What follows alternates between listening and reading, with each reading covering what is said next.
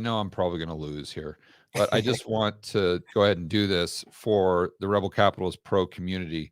So even if I'm making mistakes, which I can assure you I am, they can learn from those mistakes.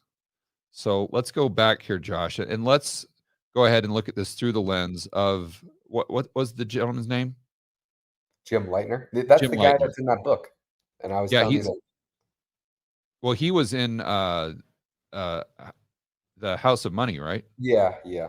And anyone out there, if you cold DM Jim Leitner or find a way to, he was like the only person to ever respond to me. So I would recommend it. You How did you probably DM him? I just found it. At that time I would reach out to every single person on But on in the what platform? I think I may have just found his email somehow. You found his email? Just, sometimes I'd go digging. At that point, George, I would every single time I listened to a podcast, I'd reach out to whoever was being interviewed and just try and That's probably the biggest lesson of this entire webinar right there.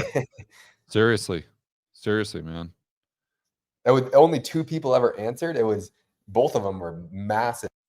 Jim Leitner and Leslie Harris. Leslie, he was in a huge hedge fund called Greenwich Capital with this guy Morris Sachs, and then he introduced me to Morris Sachs too. He had a $50 billion hedge fund.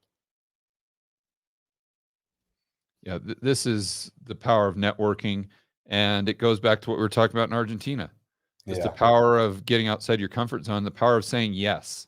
I know you're not saying yes, but you're being so proactive there, where most people would never do that. Because they create all these roadblocks in their mind that don't exist.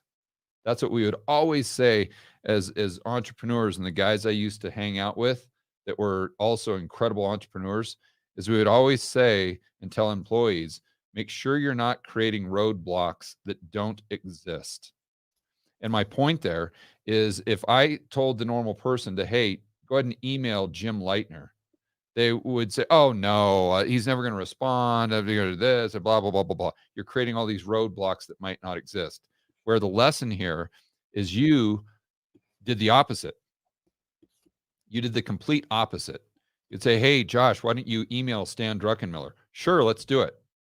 You're not even thinking about a roadblock. You're just assuming that, well, why not?